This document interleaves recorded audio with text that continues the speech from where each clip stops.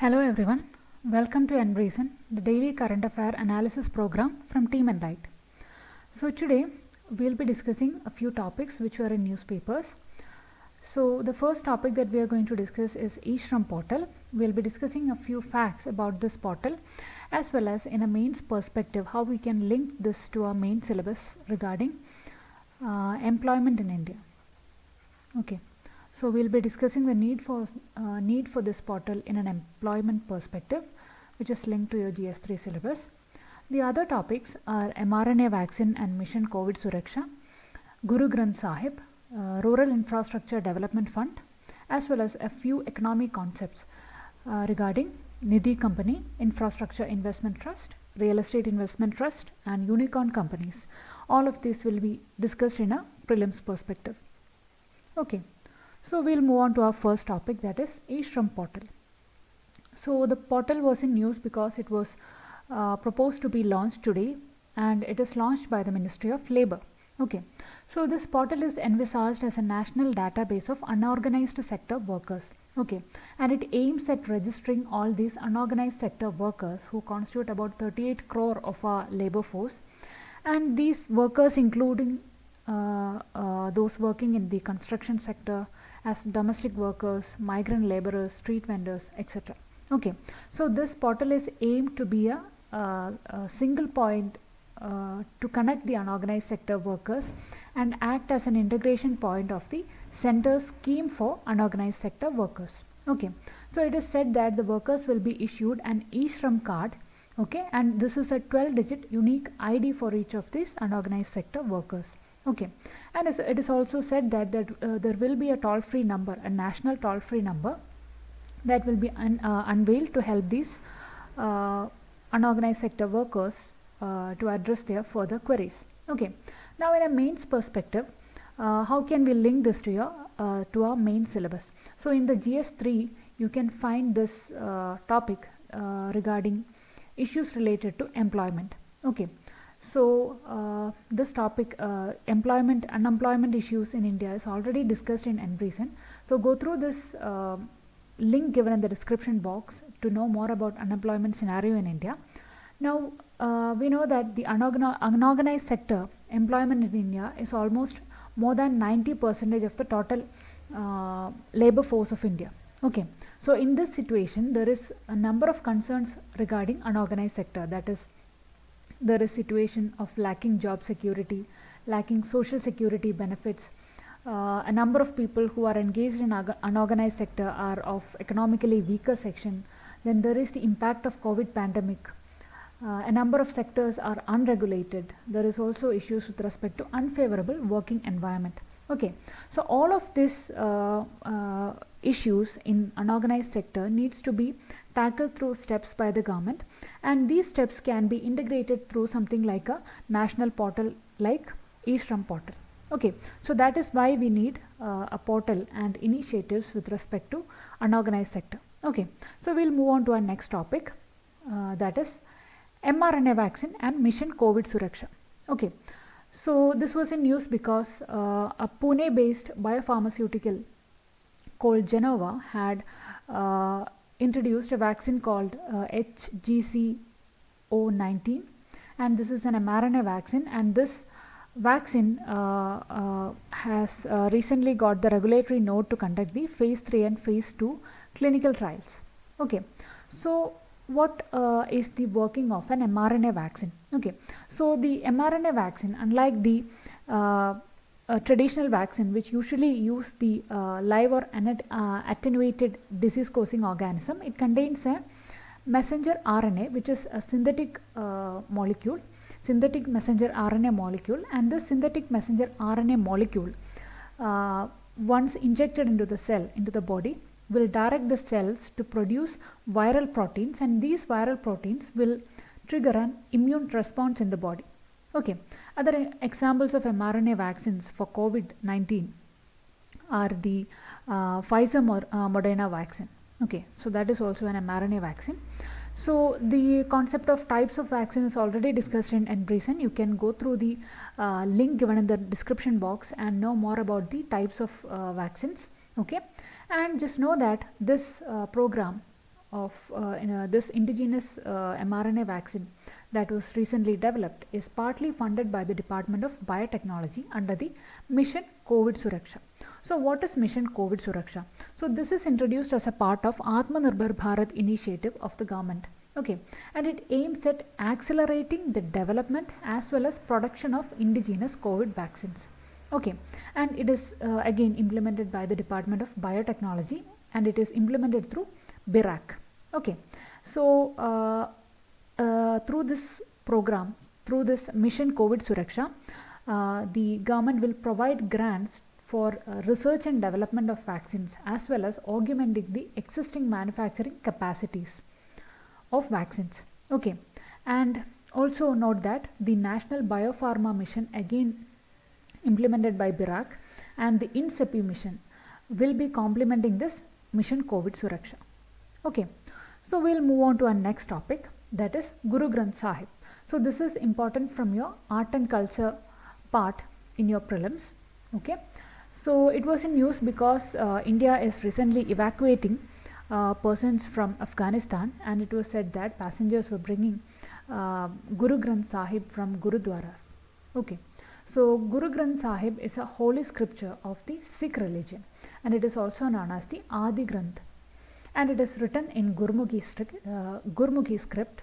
Okay, and it contains hymns from Sikh gurus as well as several saints of the medieval India like Kabir, Ravidas, Namdev, Sheikh Farid, etc. Okay, so just keep in mind that it not only contains the hymns or the teachings of Sikh gurus, but also contains those of other saints as well. Okay, and it was first compiled by Guru Arjan Dev in the 17th century. Okay, and the physical copy of this Guru Granth Sahib is called Sarup. Okay, so the fifth Sikh Guru Arjan Dev compiled this Guru Granth Sahib in 1604 and installed it in the Golden Temple at Amritsar. Okay, and it is said that the last Sikh Guru in human form, Guru Gobind Singh, has passed on the Guruship of Sikhs to Guru Granth Sahib. So Guru Granth Sahib is also having such relevance in the Sikh religion. Okay, also note that the Sarup in the physical form, as we have said, it is also called as Bir in Punjabi. Okay, so this is all about Guru Granth Sahib. Now you can look further into the various Sikh gurus and their contributions in towards the Sikh religion. Okay, so you can go through these as add-ons. Okay, so we'll move on to our next topic, that is Rural Infrastructure Development Fund. So this was in news because there was an article in the Business Line regarding the utilization of Rural Infrastructure Development Fund. Okay, so this Rural Infrastructure Development Fund was created by the Government of India in 95-96. Okay, it was envisaged as a specialized fund for rural infrastructure development. Okay, and it is maintained by NABARD. Okay, so the Infrastructure Development Fund, so this Infrastructure Development Fund is actually providing financing capabilities for 37 Government of India approved activities. Okay, and these can be broadly classified into agriculture, social sector and rural connectivity. Okay, and it was started with an initial corpus of 2000 crore, and by 2021 the current allocation in 2021 has increased to about 29,000 crore. Okay, now who are the institutions that are eligible for this RIDF financing? Okay, one are the states, then union territories, Panchayati Raj institutions, SHGs, NGOs, then state-owned corporations, etc. are eligible institutions under this Rural Infrastructure Development Fund. Okay, also note that this fund is introduced, or this fund is given to the organizations in the form of loans. Okay, and this has to be repaid in equal annual installments in 7 years. Also there is a 2-year grace period given. Okay, and also note that this loan is secured. Okay, it is not an unsecured loan. The loan is secured through irrevocable letter of authority or mandate that is registered with RBI, or through time promissory note, etc. Okay, so these are the major facts about Rural Infrastructure Development Fund.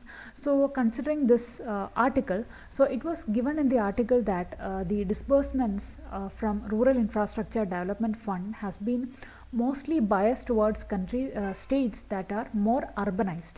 Okay, that is, it is given to more states like Gujarat, Tamil Nadu, Andhra Pradesh, etc., which are more urban than rural. Okay, so this is an issue in the implementation of this program, or implementation of this program's fund. Okay, so that is why this was in the article. Okay, so we'll move on to our next topic, that is some of the concepts in economy. So the first concept is regarding real estate investment trust. So it was in news because the NSE indices will from now on include real estate investment trust as well as infrastructure investment trust. Okay, so it was introduced now. So what is this real estate investment trust? So this is something like a mutual fund. Okay, so this REIT is a company or an entity that channels the investors' money into owning, operating, or financing income generating properties or real estate. Okay, and it works similar to that of a mutual fund. Okay, and it is a liquid way for investors, so because they can get stake in real estate properties through their investable funds. Okay, and in India it was introduced by SEBI in 2007 through SEBI's regulations. Okay, and further these regulations were again amended after 2007. Okay, but still regulations regarding REITs in India was introduced by SEBI in 2007. Okay, now regarding infrastructure investment trust. So infrastructure investment trust is also similar to this REIT. It is also modeled based on mutual funds. Okay, now here the investment will be channeled instead of real estate properties, it is channeled towards infrastructure projects which will let the investors to earn certain income. Okay, now this was introduced through regulations for infrastructure investment trust in 2014, and it was amended in 2016 by SEBI. Okay, and also note this idea that Power Grid PSU under Government of India launched the first ever infrastructure investment trust by a public sector undertaking in 2021, and it is called the Power Grid Infrastructure Investment Trust. Okay, so we'll move on to our next concept, that is about Nidhi companies. Okay, so it was in news because a number of applicants for Nidhi companies were not meeting the required criteria given by the government. So it was the stakeholders were cautioned about this. Okay, so what is a Nidhi company? So Nidhi companies are mostly common or popular in southern parts of the country. Okay, so it is essentially a non-banking finance company, and it was according to the Nidhi rules of 2014. Nidhi company is a company which is incorporated as a Nidhi with the object of cultivating the habit of savings amongst its members. Okay, as well as receiving deposits from and lending to its members only. Okay, so it is a members only company. Okay, and it runs for their mutual benefits. Okay, so since this is a members, it is limited to the members of Nidhi company only. It is not regulated by RBI as per the regulatory mechanisms for other NBFCs. Okay, since it is only for a limited personnel. Okay, however, RBI can issue directives regarding deposit taking of Nidhi company, and it is mostly regulated by the Ministry of Corporate Affairs, and it has to be registered as a Nidhi company under the section 406 of Companies Act 2013, as well as they have to follow Nidhi rules of 2014. Okay, and it is because a number of companies were not following this act and this rules that the finance ministry was cautious about these companies. Okay, so this is about Nidhi companies. Now, another important topic or important concept that was in news is about unicorn companies. So, what are unicorn companies? It is mostly used in business terms. So, unicorn companies are privately held startups with a value of over $1 billion. So, the important thing to note here is that these companies are privately held, that is, they haven't gone for a public offer. Okay. So, such companies are called unicorn companies, and examples of these are companies such as SpaceX, Instacart, Reddit, etc. Okay. So, this is all about today's Enreason. I hope it was helpful to all of you. Thank you for watching.